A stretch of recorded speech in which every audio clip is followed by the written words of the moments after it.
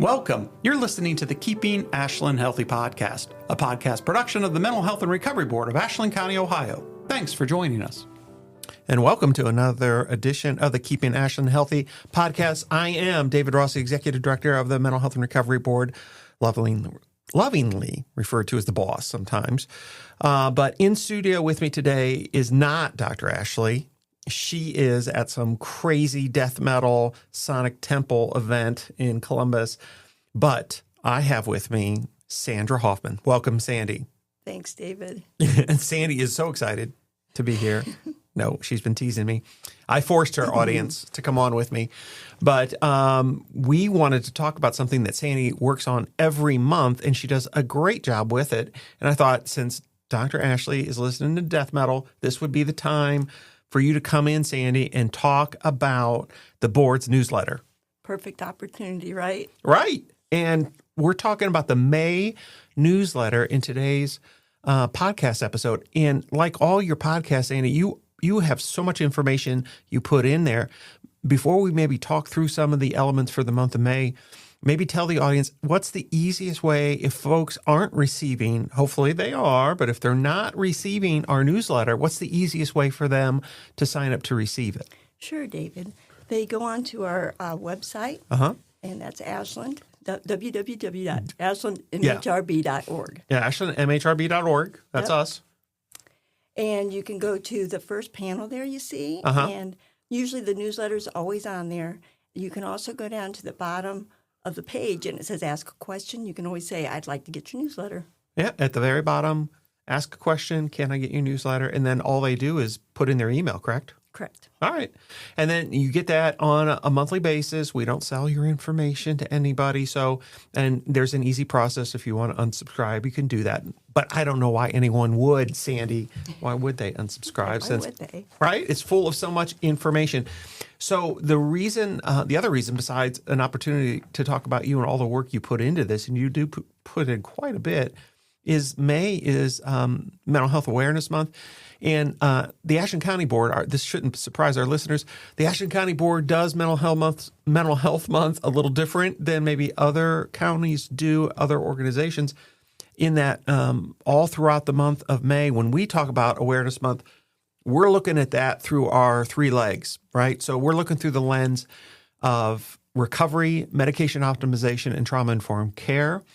So that means, I think, some very unique things to our county that might be different to others. So if you're expecting to read or see the same old, I think folks will be pleasantly surprised that they'll see some things on our newsletter and our website that are a little bit different. And you started things off with a big panel about ways you can improve your mental health. And I think what folks are going to notice, Sandy, is that these are things that anybody can do. They don't need to be a client anywhere to do these things. And that's the point. Anybody can do these things. And there's 5 things listed on here. So I'll tell the audience, and then I'll ask Sandy maybe to talk through some of these. Eating healthy, exercise, sleeping well, thinking positively, and keeping things simple. So when you were thinking through this particular panel, what struck you about this one that you thought, we need to include this one? Because there's plenty of material to include. Correct, David. I just think that changing our lifestyle, that can be the biggest part of our mental health. Yep. Eating well, sleeping well. Yeah. You know that if I don't get my sleep. Yes, audience. She's not the same Sandy. Not the same Sandy. Yeah, if she doesn't get her sleep. When I saw that you put exercise in there, Sandy, I immediately go back to the county and city's park system, right? We've talked about that at other venues and maybe some other podcasts. I don't know if our audience knows. Hopefully they do know. But if they don't know, our county park and city park, that's kind of crazy for the size of a county we have. I mean, in a good way, crazy. It's not what you would anticipate. There are so many wonderful trails and structures. One of the things I know people make almost like a competition or a challenge or a goal to visit them all or put them in a rotation. They're beautiful. And the reason that's so important and we're so fortunate in this county is just what you say here under healthy, just getting out, sunlight, maybe doing it with somebody, that's social engagement, that's reducing isolation, that's building connection. I mean, those sun rays, that's important. The sun on our skin, getting the healthy amount of the sun can help us, as you say here, sleep well, think positively. It helps our mood. We know these things. So as simple as walking in any of our city or county parks can do a world of good. One of the other things you said here was eating healthily, and we're trying to all do that here at the board offices. And sometimes you bring in very healthy meals when it's lunchtime. So it makes us all jealous because you're cooking using healthy ingredients, right? Right. It helps us to feel better and our moods too, I think. Absolutely. One of the other panels here then moved on to ways to support loved ones who are struggling. So I wondered about that one. I thought that was really important. I'm glad you did that. What was your thinking around including something about supporting others who might be struggling? Because it's not always the person, right? It might be somebody you know. Right, correct. Maybe you're not struggling, but you know somebody who is. Yeah. So, there's ways that you can help them. Yep. Maybe you don't know about mental health. Maybe Right. Not everybody. yourself. Right. So, but you Stay connected. Yeah, you offer like some very, I think, practical ways to support, from just listening, checking in, staying connected to the person. Isolation we know is a killer. Folks, we talked about that with our seniors, but it really goes for any age group. Learn about mental health, and audience, it's really easy to do that here at the board because we post so much information on our website. You can always call us, but these are very easy, practical things. And again, so you know that we don't post information on our website that's not, again, filtered through our 3 legs philosophy. And you had this quote here, Sandy. I like this one. Simple gestures can make a significant impact on someone's well-being. And I think what you're getting at there is kindness. Right. Compassion, kindness. Please, audience, don't undersell the value of some of these basic, simple, caring gestures. They really can make all the difference to an individual that might be struggling. This next piece is actually a link to a video, and I really love this, Sandy. I don't know, I don't think you're a big soccer fan. No, but it's very impactful. Yes, and I don't want to ruin it for the audience who hasn't seen it. So let me talk about it, hopefully in a way that doesn't spoil it. It's only a couple minutes long. It's from the folks at You Are Not Alone. They posted this video of 2 gentlemen that you kind of see them sitting next to each other at a very full stadium in a series of soccer, or it's I think they did it in Britain, so it's football matches. And you see these 2 gentlemen match after match after match, and the way they react to the game, and the highs and the lows of the game. But there's a twist, Sandy. There is a twist. I can't. I don't want to spoil it for David. Don't do it. I won't. But the tagline for the video is "Check in on those around you," and I'll just add for folks, sometimes people give clues that they're struggling, but sometimes those clues are harder to spot. So don't assume, that because you're not hearing certain things or phrases that the person may not be struggling. So that's all I'll say. But boy, it is worth your 2 minutes to watch that video. It will make you think. So thank you for including that video. Maybe you always think about how your compassion can always help. No matter, always be compassionate and kind. Yes. Because you don't know. Right. You don't know. So the idea is, since sometimes people are somewhat hard to read, the idea of just assuming a compassionate posture, if you will, on an ongoing basis was probably the best policy.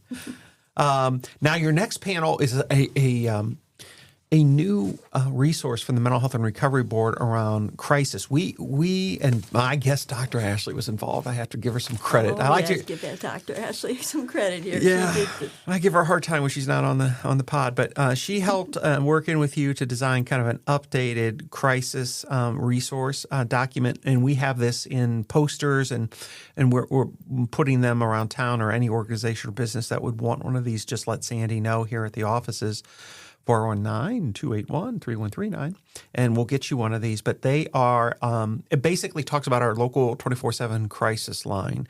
I think it helps other people that might be struggling with a crisis, whether it's the person themselves or, again, like you said in the previous piece, somebody, that might be a support person or friend or family member. It helps give them direction.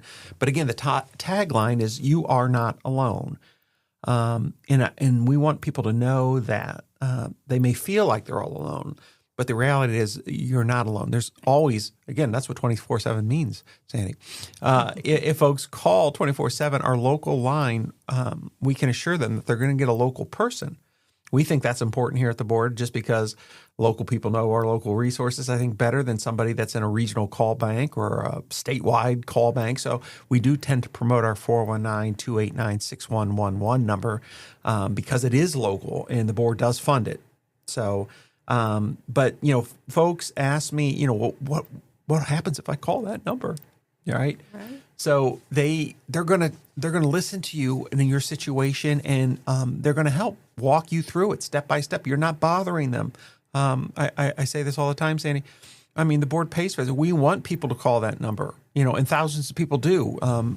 Appleseed runs that for us, and they track all the statistics on that. And thousands of people each year call that number, and that is fine with me. We can have even more as far as I'm concerned. Anybody who needs it, and maybe the crisis doesn't always mean that somebody has to go to a hospital. It just might mean, tell me about the options, right? So I don't know where to take my loved one, or I don't know where to go.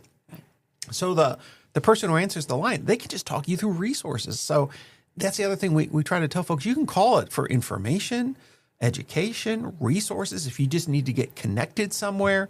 But I thought, don't you think that turned out nice the way you guys framed it? It did turn out really nice. I like that it's got all the steps so that you know what to expect. Yes. From call answer to immediate support, safety. I mean, you walk through. So again, that's a great document that we recently updated. So if folks want that, all they have to do is call us. And Sandy, you can get that to them either in electronic format, or if they want a larger version that I think we printed some of those out, we can have them post. So next up, when you were talking about May's Mental Health Month, you had posted a few additional things people that might want to consider. You talked here about 5 things you can do to promote wellness and mental health, and these are in addition to those others we talked about earlier. You talked about enhance well-being through creative arts. And we did that at an RSVP conference. Yes, I wondered if that's why we wanted to draw attention to that. And what Sandy's talking to is, at last year, it's the 2024 RSVP conference, we really focused on creative arts and how that could be just critical in somebody's mental health or substance use recovery.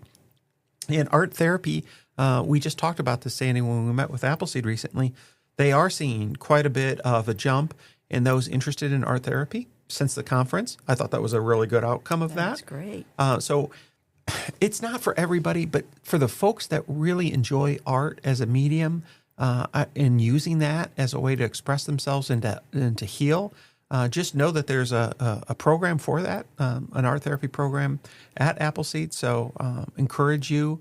But even if you don't go through a formal art therapy program, I think businesses like Tin Can Chandelier here in town where you can go and make, right? Have you been there before? I haven't, but my grandchildren have made me things, and it's wonderful. So the grandkids have gone there and made you some things, and did they have a good time? Oh, yeah. They loved it. And they love giving it to you, too. So the gifts. Yes.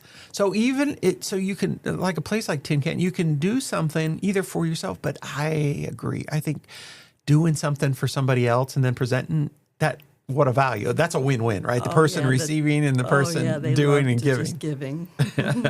Well, you also talked in here, these are additional things for Mental Health Month that folks might want to consider for wellness. I know you did this for me, Sandy. Absorb the positive vibes from music, because I've mentioned this on the podcast before. 80s hair bands are my favorite. That's my go-to. If I'm having a rough day, if the board members have just been brutal to me, which never happens, but I'm just I'm just saying that. If they were ever brutal to me, I retreat to my 80s hair bands. Me too. And it just cheers me right up. Right. And then Dr. Ashley, she's enjoying music too. I don't know how she can enjoy her death metal. But yes, technically, Sandy, that's what she says she's doing at her 4-day conference or music event. That's the way to you also talk about embracing challenges as opportunity for growth. And I'm going to read this because I thought this was interesting. Growth is a mindset that can transform our lives. By cultivating a growth mindset, setting realistic goals, seeking feedback, and learning from setbacks, we can develop resilience, determination, and a thirst for personal growth. And boy, oh boy, do we need resilience more now than ever. And the reason I like this so much is because you don't get resilience without going through challenging times, right? So there's no shortcut to being more resilient. No gain. That's right. So we're not just talking about exercise. Sometimes you got to put yourself out there. You have to take some risks. That could be in a relationship. That could be with your career. That could be with, family and friends. It could be in your routines. You name it. This is what life is. And one of the things we like to do here at the board and using our 3 legs perspective is we try to normalize when you try something maybe new, it doesn't work out. We don't want to label that as some kind of catastrophic event that requires medication or therapy. We try to normalize and say, no, that's good. That you've learned some things through that and process that as a normal part of living. And even if the feelings you might be having are really strong feelings and negative because maybe a relationship didn't work out. Still, that's normal. You can learn from that. Hopefully, I think the real tragedy is when we don't learn from some of these setbacks that we have. So embracing these challenges and see them as growth opportunities. I can honestly say, I'm not even making this up for the podcast, and you know me long enough, Sandy, to know this is the truth. I've learned most from my failures. I can honestly say when I look back over my career, whether personal or in professional, I have definitely learned the most from my failures, of which I've had many. So you also talk about... You said it. Yes, that's right. You've been aware of some of them. Practice gratitude with a gratitude journal. Now, I do not journal. Are you a journaler? Do you write things down? I do. Oh. Do you journal the day? Like what happened? Not the whole day, okay. no. Week? No, just certain events. Okay. I like to journal. Yeah. Well, our own Patty here at the office, she's a journaler. Oh, yeah. Yeah, she's writing things down. It makes me paranoid. I told her to not journal in my presence. It makes me, I constantly feel she's writing things down that I've said, and that makes me really nervous as boss. I've also tried to write down things about my mom. Oh. As things happen, maybe what she did that she had a good day. Yeah. So looking for some patterns or some right. things that maybe help increase the number of good days. Right. And that maybe things that are triggers in a negative thing. Exactly. Yeah. No, that's important for anybody who might be a caregiver. It seems like all of us here at the office are in a caregiver situation. But, trying to help our loved ones, pay attention to what seems to make things go better and maybe things that just makes things go worse. And so we can maybe stay away from those things. A lot of times it can be food. Yeah, that's right. So. Yeah. And then last but not least, and people might find this silly, but breathe. I love that one. Yeah. I mean, taking deep breaths rather than these rapid, shallow breaths, it actually makes a difference. There's some science behind that. It's sciencey, as the kids say. Breathing properly, taking some deep breaths can calm both mind and body. So 5 additional things you can do to promote wellness and mental health are on there. And then to wrap things up, you did a few things. You promote the wonderful podcast, Keeping Ashland Healthy. That was a little with you and Dr. Ashley. That seems a little self-serving, but I don't care. You also put upcoming events. You always do this with your newsletter, which I think our audience appreciates. So in May, these are not the only things going on in May, but there are two big events that you promoted in the newsletter. The Senior Health Fair on May 14th, and that's our friends at the Council on Aging put that on at the Ashland University's Upper Convocation Center, and it is packed. That's a big one. It's a big one. We're going to be there, but there will be tons of vendors there for the first part of the morning, and then they do a nice lunch for the seniors, for those that want to stay. But the vendors are there to provide information, giveaways, all kinds of things for the seniors that show up. And I'll tell you, if you're a senior, that's the place to be on May 14th. AU Upper Convo. And then you also pointed out on the 17th, you and I actually will be over in Richland County at the Richland Carousel Park District, right next to that music that you love so much. Audience, if you listen to that carousel music, the first couple times it's cute, and then by the end of it, you're just looking to muffle a horse or something. It's just yeah. I'm going to have to bring earplugs this year because after 3 hours of hearing that music, I don't know, Sandy, I'm just not the same person. Anyway, so we'll be over there for the 33 Forever birthday walk. Jeff and Donna Heck are friends of the show, friends of the board. We like to partner with them on some of the events, and they're honoring their daughter Danny, who died by suicide some years ago. They've kind of rebranded this as a birthday walk because they do want to celebrate, and this is important if you audience have lost somebody to suicide.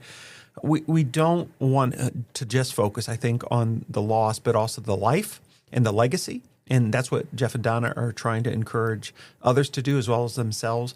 They've taken that loss and really turned that into a way to help others. Danny's place is a residential facility that is now, I believe, open up in the northern part of the state.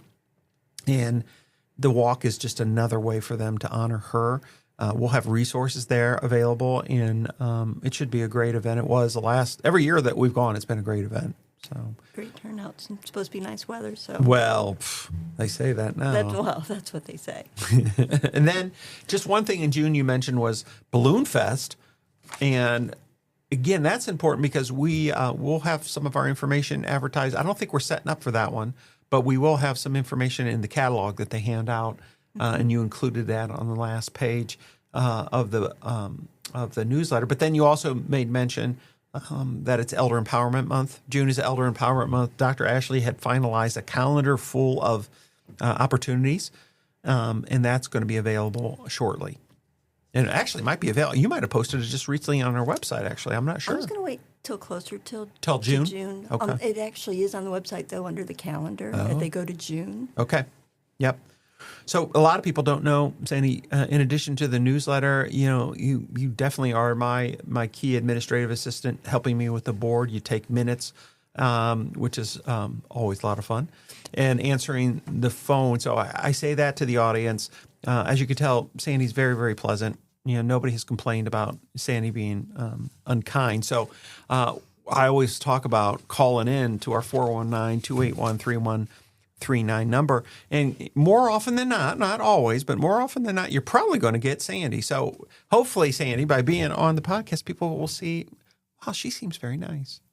Give me a call. Give me a call. Call Sandy.